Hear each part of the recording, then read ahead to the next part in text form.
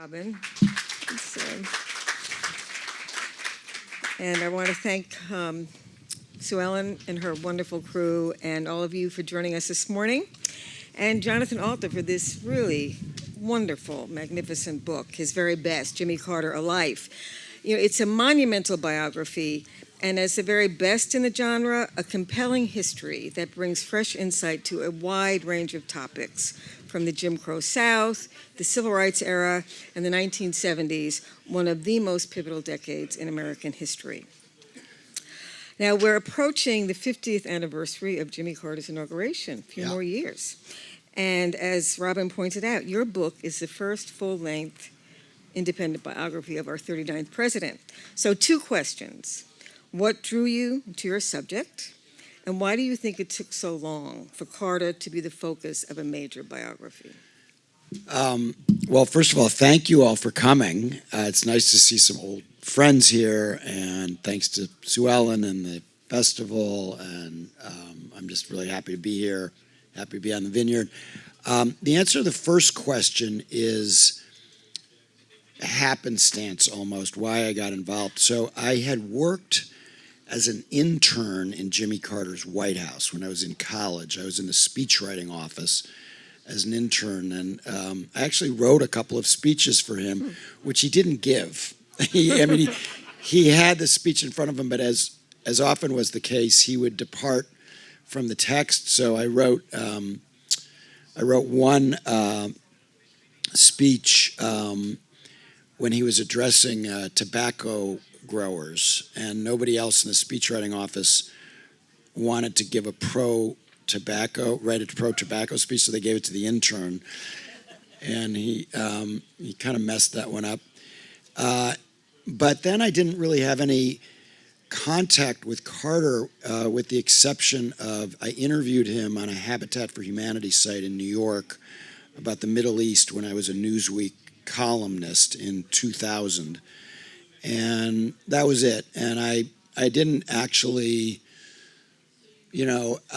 have a tremendous amount of respect for him at that point in my life. I worked for Ted Kennedy before I went into journalism in the 1980 election as a volunteer, which was one of the dumbest things I ever did, because it was really, in retrospect, it was wrong for Ted Kennedy to have challenged a sitting president in the primary the way it is for his nephew to be challenging a sitting president right now. The stakes are too high. It helped to give us Ronald Reagan. But after that, I didn't really have, after interviewing him about the Middle East, I didn't really have any contact with him until 2015 when I was in a book group in New York. And another member of the group, we were reading a book about Camp David, which was one of Carter's many achievements. And he came to our book group with his grandson. He had just turned 90. And he was so good in the course of this evening that we spent with him in New York that I thought, there's got to be more to this guy than crappy president, great ex-president. Any place you go outside, you can ask anybody, oh, Jimmy Carter, oh, he was no good as president, but he's so wonderful as a former president. And it's just too simplistic, right? And so I got interested in him, and it turned out that my editor at Simon & Schuster, the late, great Alice Mayhew, was one of the great nonfiction book editors of the 20th century. She was Jimmy Carter's editor, and one of the reasons that there hasn't been more written about him is he's written 30 books of his own, right? He's earned his living since leaving the White House as an author, and so she smoothed the way for me, and I got total access to Jimmy and Rosalind Carter and all of their family, and I interviewed 200 people who knew and had worked with Carter over a 5-year period. I spent a lot of time in Atlanta, where the Carter Library is, and Plains, Georgia, where they live and where they met 96 years ago this week. I was saying in this other panel, who knows another couple that's been together for 96? They've known each other for 96 years. They've been together for 78 years. They were married 77 years ago this summer. My wife and I went to their 75th wedding anniversary 2 summers ago. And it's nice. Nancy Pelosi and the Clintons came down, even though they don't get along with the Clintons. They hadn't in the past. But I researched it. There's only 1,000 couples in the United States who have been married for more than 75 years. And I can't imagine there's more than 1 or 2 who have known each other for 96 years. And I have his very passionate and explicit love letters to Rosalind from the Navy that are in my book that she gave me. They've never been published or even seen by historians before, and they're the steamiest letters between a future president and first lady by a lot in American history. And you can read them here. Yeah, you can read them here. Sorry, that was a long-winded answer. No, but that gets us off to a great start. You mentioned in your preface that Jimmy Carter is the only American president who essentially lived in 3 centuries. And that gives you a sense of the scope of this book. Oh, sorry. That Johnathan points out or says that Jimmy Carter was essentially lived in 3 centuries. And the early chapters of your book, the deep dive into Georgia, into his family, into his experiences, the formative nature of his early years. Could you just highlight that? And you say, that really has an impact on his presidency. Yeah, so this was the most interesting part of the book to research for me. But just to explain briefly what I meant by he lived in 3 centuries. So he was born in 1924, but it might as well have been in the 19th century or even earlier, because he had no running water, no mechanized farm equipment, no electricity until he was 11 years old. He was barefoot for most of the year. He wasn't poor. His father was, by local standards, a pretty wealthy merchant, but it was a sharecropper system, just one step up from slavery, feudal environment, and it was really, he's really living in a different time, and I'll talk about that in a second. And then, of course, he wasn't just president, but he was connected to all of the major movements that animated the 20th century.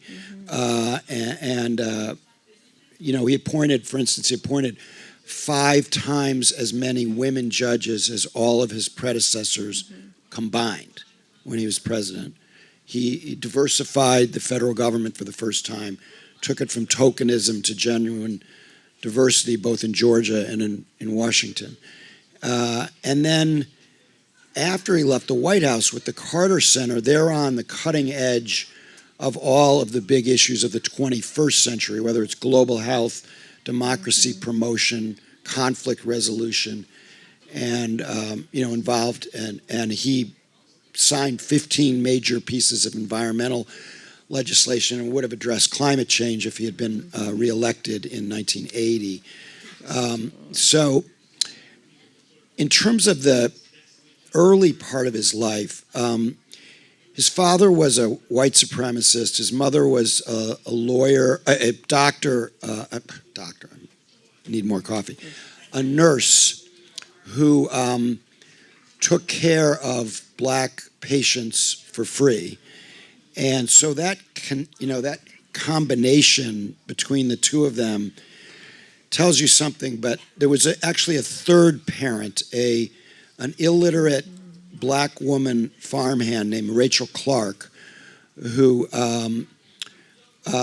Jimmy Carter thought of as his third parent because his mother was out of the house so much taking care of patients as a nurse that they called the black table, which I saw in the National Park site in the house that he grew up in Plains, in Archery, Georgia, outside of Plains, even smaller than Plains, population 35. They called the desk Mother because she would leave them notes. They were like latchkey kids, except they didn't have a latchkey, So this woman, Rachel Clark, gave him a lot of his faith, which is very intense. He's the most devout president we've ever had. and also his love of nature. And he doubled the size of the national park system when he was president, with the Alaska Lands Bill and other achievements. And so this kind of very unusual upbringing he had, where almost all of his playmates were black when he was growing up. And then he reached a certain point when he was about at puberty. They had a gate called the pasture gate that would go to their property on this farm. And he's got this very close friend named A.D., who he later bailed out of jail, black. And he goes up to the gate, and A.D. opens the gate to let little Jimmy through. And at first he thought, is this a stunt? Like, is he going to trip me? Does he have a tripwire there? Because they would wrestle and play. But his aunt had told A.D., you got to let Jimmy Carter through the gate first. That's the way it works down here. And Carter later wrote a poem about this, which is in this book of poetry that he published. Some of it quite good, including the pasture gate. Other of the poems not as good, but only American president who published a book of poetry. And at one point in our many conversations, he said to me, I can really only express my feelings in my poetry. And this poem about the pasture gate, which I quote in the book, this was a moment when he realized that in this society, it was, to say that it was rigidly segregated doesn't begin to tell the story of the racial violence and hatred that he witnessed. And his father, after A.D., his black friend, became, at 12 or 13, he couldn't even go in the Carter's house anymore. When they're little, all the kids can play together, and then the social strictures of Jim Crow would kick in when they reached puberty. So Carter, I'll just ramble on for a second more on this because I got so fascinated by this before I let you ask more questions. So he is really, he is not he doesn't really believe in this system that he grows up in, but he nonetheless, when he's at the Naval Academy and they're beating him, the upperclassmen, and they want to make him sing Marching Through Georgia, and he won't do it. So he still has his Southern pride, but he won't, he also won't haze the first black midshipman at the Naval Academy because he knows better. And then when he's aboard submarine, he stands up for his black crewmates when they aren't invited to a party that the white crewmates are invited to. So he has racial a sense of the Jimmy Carter that we know from a very early age, surrounded by racists. He knows better, but then when he gets home after the Navy, after he leaves Admiral Rickover's Navy, when he was involved in the most exciting tech project of the middle part of the 20th century, which was putting a nuclear power plant on the back of a submarine before it's on land. And in this period, he raced to the center of a melted down nuclear reactor, a secret mission that we thought might kill him, and that's a whole other part of his very exciting part of his life. But when his father dies, he leaves the Navy over Rosalind's objections and goes home to assume his father's business interests. And this is right before Brown versus Board of Education. And he's chairman of the school board, but he can't do anything to implement Brown versus Board of Education. And meanwhile, the local sheriff is using, in the early 60s, literally, he made Bull Connor look like a nice guy. He's using electrified cattle prods on 13-year-old black girls. So this is the environment that, as a young adult, Carter is witnessing and trying to negotiate through this intense. And Martin Luther King, who was imprisoned in Americus, Georgia, a few miles from Plains, says that this sheriff is the meanest man in the world. Of all the people he met, this guy, Sheriff Chappell, was the meanest. And I interviewed Andy Young, who blurbed my book and loves Jimmy Carter. But he says when he first met him, he said, "You're from Americus, Georgia. Do you know Sheriff Chappell?" And Carter said, "Yeah, Sheriff Chappell. He's a friend of mine." Everybody was Carter's friend. And Andy Young said, "He's a friend of yours?" And he had a really, understandably bad reaction to this in 1969.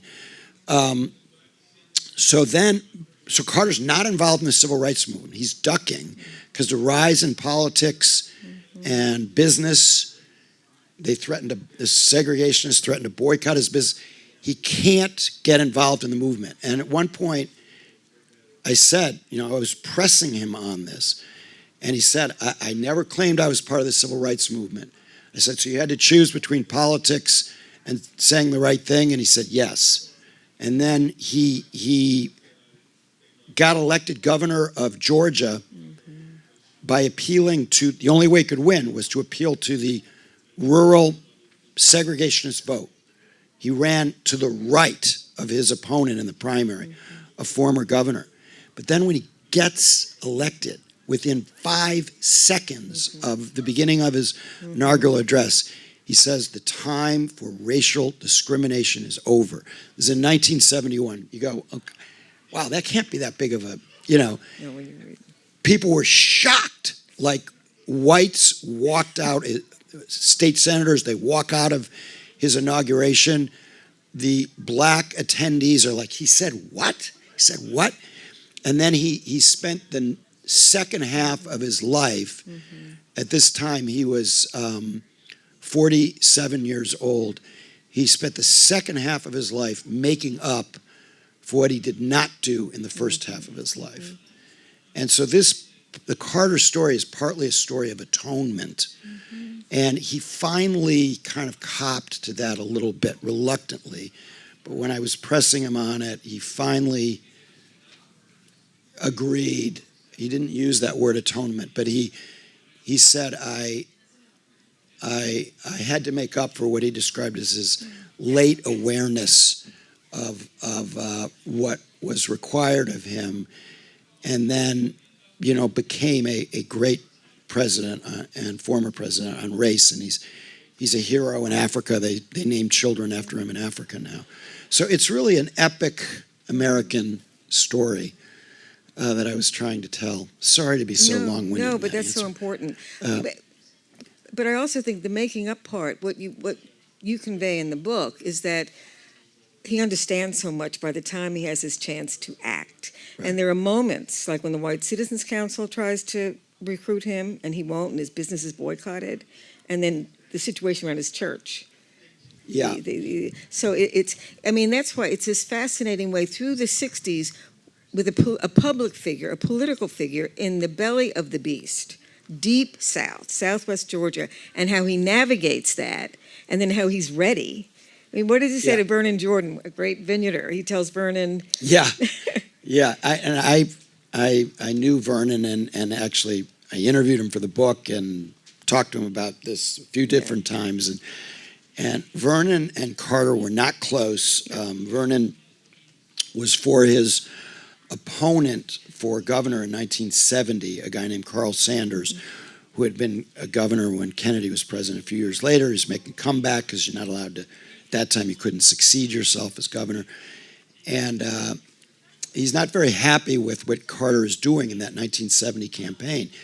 I have a chapter, it's called the Dog Whistle Campaign. He would say things like, well, I'm going to bring George Wallace, from neighboring Alabama. I'm going to bring him, if you elect me governor, I'll bring him in here to speak to our legislature. And he went and paid a call even after he had, as a businessman, he had rebuffed the White Citizens Council, but shortly before the primary in 1970, he pays a call on the founder of the White Citizens Council, which really sent a message, right? So Vernon's not very happy about this, and he expresses it to Carter, and Carter says, "Watch what I do, not what I say."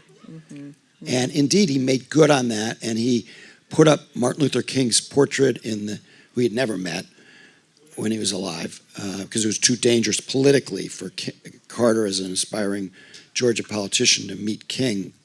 But after he becomes governor, 4 years after King's assassination, 3 years after, he puts up his portrait in the state capitol as the Klan is demonstrating outside, and becomes very close to Daddy King, who had been for his opponent also in 1970. And Daddy King later saves his campaign in 1976, and he develops such a close relationship with the King family that when I was working on my book, the squabbling children of Martin Luther King, after Coretta died, they brought in Jimmy Carter to mediate. And I got a firsthand report of, he didn't, because he wouldn't talk to me about it, but I had somebody else who was in the negotiations between the children who kind of told me how Carter figured out how to divide up, the possessions that they were arguing about. And because by that time he was one of the great, negotiators of, arguably in American history, the Camp David Accords are the most successful peace treaty since World War II, most durable, successful, important peace treaty since World War II, which we can talk about. Amazing chapter, yeah. Before we get to the presidential piece, as governor, you make this point. Carter was a brilliant campaigner, retail politician, but he drew a line between politics and governing. Right. And some see that as a weakness, but as governor, the whole situation around the dams in the Flint River, Yeah. I think that part is terrific, how he goes out in his canoe and he's... Yeah, so he really wasn't a politician, and he didn't consider himself a politician. And Rosalind has the political smarts in the family, and she is an enormously formidable person, and could talk about how she did the first ever mental health legislation, and got the first. She got all 50 states to require inoculation of children before they entered school, which the right wing is now trying to reverse, and many other accomplishments, which put her up with literally with Eleanor Roosevelt in terms of her achievements. But she would always tell him, don't do this. It's not smart for you politically. And he would say, look, when you're elected, you're not supposed to think politically. You're supposed to do what's right. And he sometimes, when he ran for re-election, he did some political things, but even then, he tried to separate government and politics, and you can't really do that very successfully. And I come from Chicago, where the late Mayor Daley Sr. said, "Good government is good politics. Good politics is good government." And there's a lot of truth to that. And Carter never fully understood the proper intersection. And when I asked him his biggest mistake, in some ways it was letting the Shah of Iran in, but which he did on humanitarian grounds, and that led to the hostages being seized. But he said his biggest mistake was that he didn't tend to the Democratic Party, and that led to things like the Kennedy Challenge. And I think he was right about that. So he never really, and he did that in Georgia as well. So he came in, he was this fantastic environmental governor for Georgia. He saved all these rivers. But they called him Jungle Jimmy because he had really sharp elbows with the other political forces in Georgia. And when I asked him if Georgia state law had allowed you to run for re-election, what would have happened? He said, I would have lost. Because he thought that political capital was to be used, and that when you won, you were supposed to think about future generations, not just the next election. And so, that's why my conclusion about him overall was that he was a political failure. He got crushed by Ronald Reagan, but he was a visionary and substantive success, and he actually got more legislation signed in 4 years than either Carter or Obama did in 8 years. Either Clinton or Obama did in 8 years, and the most legislation of anybody since Lyndon Johnson in the middle 1960s. Almost none of which is remembered, but all of which connects to all of you. I mean, I sat next to somebody last night who worked for the EPA and on the Superfund, cleaning up toxic waste. That's Carter. You know, and we could go through, I don't want to get too much into the legislative details, but there's a lot of things that he did that on the environment and many other issues that touched the lives of everybody here today. No, and you mentioned in the book that he advocated a 6-year single-term presidency. Yeah, that was never going to happen. Yeah. Okay, but listen, the 76 campaign, the cover of this book, the people who supported Carter in 76, Hunter S. Thompson, I mean, Jimmy who was the question, but then he really came on like gangbusters. Well, when he told his mother he was running for president, she said, "President of what?" You know, he was an obscure former governor of Georgia, and but the reason I put the Andy Warhol of him on the cover of the book is that we now think of him as, or people of a certain generation, they think of him as a loser, right? And somebody who could be irritating, which he could be, who not very good on television, didn't have anywhere near the understanding of the theater of the American presidency that Ronald Reagan did. But in 1976, he was cool. And it was a very, it was a miraculous election to come from nowhere to win that year. And Hunter Thompson was very involved in it. And I'll just tell a quick Hunter Thompson story that in 1974, when Carter is still governor, but he's already decided he's going to run for president in 76, but hasn't told anybody. And Ted Kennedy comes down to Georgia. It was the first time they met, and they go to University of Georgia for an event honoring Dean Rusk, who had been JFK's Secretary of State and was the dean of the law school. And Kennedy and Carter were like oil and water, and there's enough blame to go around. But if they had been able to get along with each other, we would have had Obamacare in 1979 instead of 2010. And there were a lot of people who lost their homes because of medical expenses, or lost their lives because they couldn't get proper care because these two guys couldn't get it together in the late 70s. So I look at that whole thing as a tragic story. But when they first met, they didn't like each other on sight. And Hunter Thompson went to Georgia with Kennedy. So first, Carter kind of, he disses Kennedy by making him, he told him he could give him a plane to fly to Athens, Georgia, but he makes him drive. He's almost late for his speech. Then Kennedy who could be a fantastic speaker, gave a very ordinary speech at the University of Georgia, and Hunter Thompson's bored. So in the middle of Kennedy's speech, the other dignitaries, he's going out to his car, and he's refreshing his iced tea with a little old a wild turkey that he has in the car. And he's putting it in his iced tea, goes back in, goes back out, gets more wild turkey.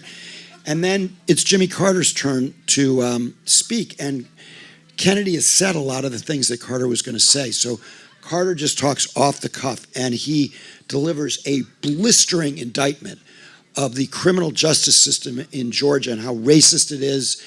And, you know, all the things we know about incarceration, he's saying in 1974. He's attacking lawyers, an audience of lawyers, and it's the best speech of his entire career.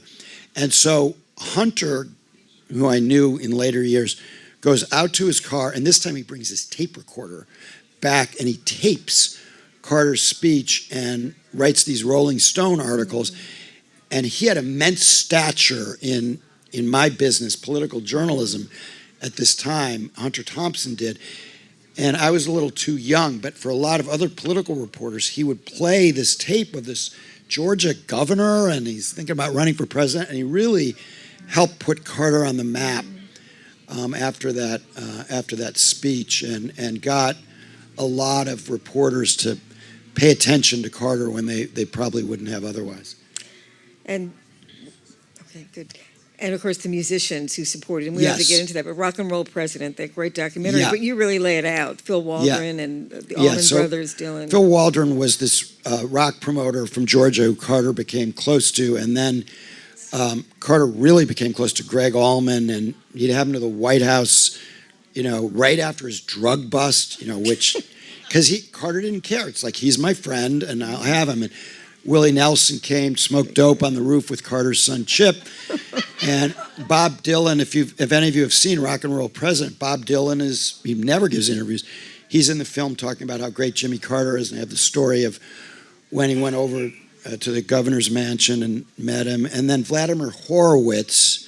So Carter loves music, and there's this great story of Carter at his happiest, and there were many unhappy days in his presidency. He's an engineer, Carter is. He's on the floor working on the acoustics in the East Room for Vladimir Horowitz's concert, and they're moving carpets around. The president's down there, literally on his hands and knees. And he also loved the day that Dizzy Gillespie came and they sang Salt Peanuts at the White House. And those were among the happiest days of the Carter presidency. But it also helped get him elected because they do these concerts in 1975, the Allman Brothers and others, and Carter and the gate would go to the Carter campaign. And the musicians they'd give the whole gate because of they knew it was kind of good for them. So, but also the reason it worked so well in 1975 and early 76 is Carter would get up and he'd say, I have 4 things to say to you. Big crowd at the Allman Brothers concert or another concert. My name is Jimmy Carter. I'm running for president. I want your vote. Ladies and gentlemen, the Allman Brothers. And he would go, what the hell? This politician didn't give a speech? Are you kidding me? I'm for him, It's brilliant. Well, we're closing in before we go to Q&A. Just so the presidency, which you'll read about in the book, but as you can see, the frame, and you are interested in your work on Obama and President Roosevelt, the influence of character on the presidency. And of course, by the time we get to the presidency in Jonathan's book, we really know who Jimmy Carter is. But the perhaps most misunderstood president in American history. But I guess, what would you highlight? I mean, we've talked about his appointments. The chapter on Camp David is just riveting. Thank you. So he doesn't belong on Mount Rushmore. Yeah. He made a lot of mistakes, but mostly he was swamped, starting in the year before his reelection. His first 2 years, he had a number of problems, but he was more popular than Reagan, more popular than Biden is now, and his first 2 years did pretty well in the 78 midterms. And then the roof caved in, and long gas lines in June of 1979, and he gave this speech. It was called the Malaise speech, but he actually never used the word malaise. He talked about a crisis of confidence. It's one of the most extraordinary speeches an American president has ever given. It's about materialism and where we've gone wrong. But Americans like to shop. They didn't really want to hear that they were too materialistic. And he kind of lost his connection to the American people. We had, if you can imagine running for re-election when you have double-digit interest rates, they went as high as 21%, and double-digit inflation, 13%. We thought inflation was bad last year, and he appoints Paul Volcker to the Fed, and it was, the Fed, but is what determines the economy. But Volcker's very harsh medicine, which ended inflation, it didn't work until Reagan was president. So I interviewed Volcker twice about Carter and also about Obama. And I said, people have said you cost Carter his election and his re-election. You cost Carter, you elected and re-elected Reagan. 1980, and then the medicine worked. 1984, it's morning in America. Reagan's reelected not for things he did, but because Volcker got the economy going. And he said, yes, I've heard that. He said, but I don't, he said, big admirer of Jimmy Carter, Paul Volcker was. He said, I saw him at a fishing lodge in the early 80s, and I went up and I said, I'm sorry if I cost you the presidency. And Carter said to me, Paul, with a smile on his face, and Carter had 3 smiles. The big one for in public, which was kind of fake, political. Then he had that tight-lipped one where he's mad at you. Brzezinski describes this. And then he had the genuine one. So he gives Volcker a genuine smile. And he says, Paul, there were many factors. And he's right. I mean, the hostages, they tried to get them out. Hostage rescue mission, the helicopters crash in the desert. At the end of the 1980 campaign, there's another brief hope they can get the hostages home. They don't. I just wrote an article in the New Republic a few weeks ago about the October surprise. The Reaganites were conspiring with the Iranians. So they can't get the hostages out. The economy's in terrible shape. The Ted Kennedy challenge really hurt. Ed Koch betrayed him. There were a lot of things that happened, many of which were beyond his control, but he also made a series of tough decisions. And I just want to go through some of what he did on foreign policy. I think people know that, he deregulated the airlines and trucking industry, which basically created just-in-time delivery. That's the foundation of a lot of our domestic economy. And airline deregulation, it used to cost $1,300 in current dollars to fly to California. It doesn't anymore, right? Mm-hmm. And so there was this deregulation that was very positive, some of which he did with Ted Kennedy, actually. Creation of these new agencies, the Department of Energy, Department of Education, FEMA, he created FISA courts, Ethics in Government Act, which allowed the first impeachment of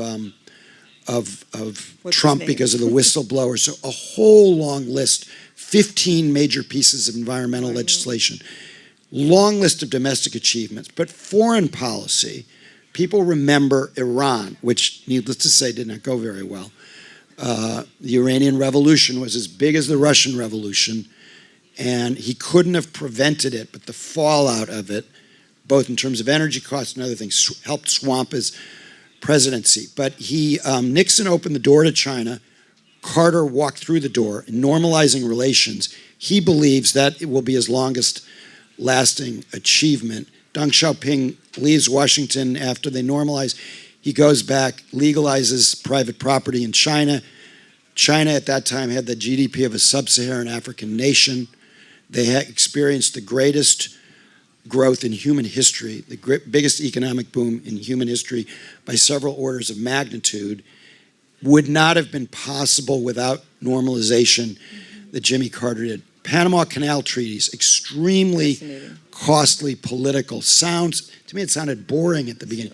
Turns out they prevented a war, a major ongoing Vietnam War in Central America, because we would have had to send, the Joint Chiefs said, 100,000 troops to Panama in perpetuity to keep the canal open if he hadn't gotten 2/3 vote in the Senate, which was extremely difficult. Yeah, and then human rights. So here on Martha's Vineyard, Walter Cronkite met, I mentioned this yesterday, he met Landon Butler, been in the Carter White House, and Butler introduced himself to Cronkite, and Cronkite said, you should be proud of having worked for Jimmy Carter, because what he did on human rights changed the world. Great. First human rights policy. And the list goes on, and not to mention the Middle East. Camp David Accords are the predicate. Israel and Egypt haven't fired a shot in anger. They'd fought 4 wars in 20 years, and they have a cold peace, but a lot of lives have been saved, and that was Jimmy Carter. Okay. And he didn't get the Nobel Prize until years later, but he deserved it for that achievement, as both Begin and Sadat acknowledged. Well, that's, we have filled up our time because there's so much to talk about in I'm this so book. sorry. No, not a bit, because Johnathan Can will we be stay signing. can I No. stay for like 2 questions? Can we have I two? feel We have two. terrible. We can have two. Oh Yes, my God, I John. feel terrible. No, I didn't don't feel terrible. That's all right. Yeah, it's terrible that I didn't allow time for No. questions. Can we have two, Robin? Let's just stretch it a little bit. 2 questions. I'll answer super short so you can get out of here. John? Nope. Please use the mics. There's a mic here and there's a mic here.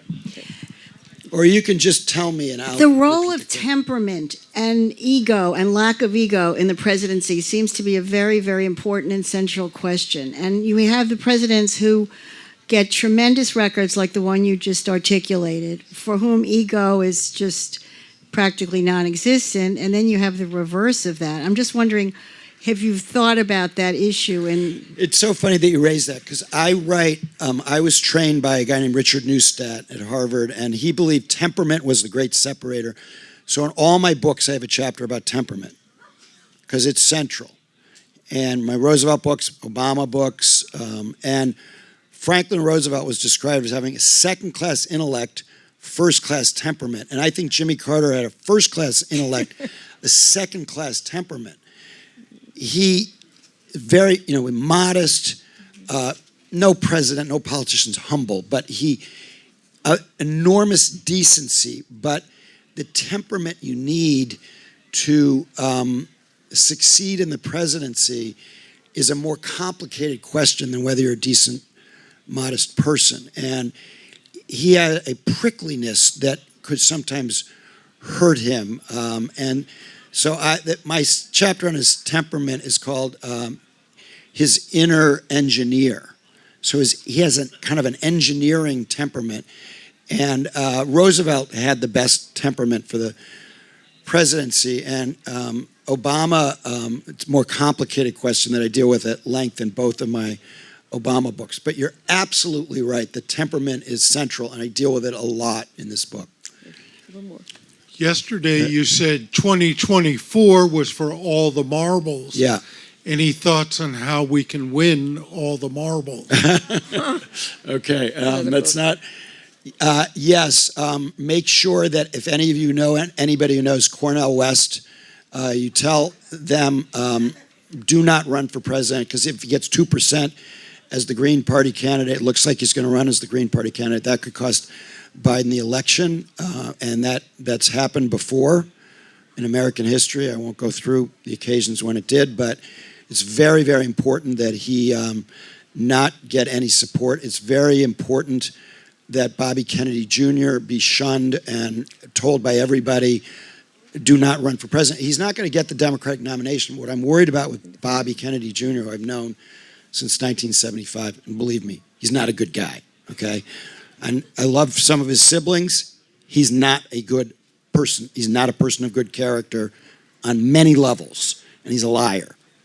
And he's got blood on his hands. But from COVID, from telling people that COVID, don't get the COVID vaccination. Hundreds of thousands of people died because they didn't get the vaccination. And I just heard on the Vineyard, there are people here who are like Bobby Kennedy. And so my worry about him is not that he's going to get the nomination, but that he'll get 15%. That's where he is in the polls right now. And you'll get through the primaries, he'll get 10%, whatever, in various primaries. And that after the nomination, after the convention, he'll say to his people, there's no difference between Trump and Biden, and that Bobby Kennedy's supporters will stay home and Biden will lose. So those are my concerns. No, I didn't talk about no labels. They might run Joe Manchin or, somebody else on that. Mark Penn and his wife, Nancy Jacobson, very involved. She's a big Democratic Party fundraiser. What they're doing is a menace. Mm-hmm. If it was a normal year, if it wasn't democracy versus autocracy, okay, run your third party candidate. John Anderson ran in 1980, fine. This is not a normal year. It's over for us as a democracy if we mess around with this election. So everybody here, we all have moral tests. My father's in college, Pearl Harbor, he enlists, he flies 31 missions. He doesn't want to do that when he's 21 years old. His country was calling him. He went, he risked his life, put it on the line for democracy, shot down over Nazi Germany. All of us can do what it takes, whatever it takes, to protect our democracy. If that means sucking it up for Joe Biden, who we all know he's too old to be president, but that's what we got. And that's how we're going to save this democracy. Hear, hear. Well, thank you so much to everybody, but certainly to our speakers. Thank you so much. Johnathan will be over in the author's tent. If you have more questions, maybe you'll answer them. But definitely go and buy his book. I can't wait to read it. So thank you so much. Next up,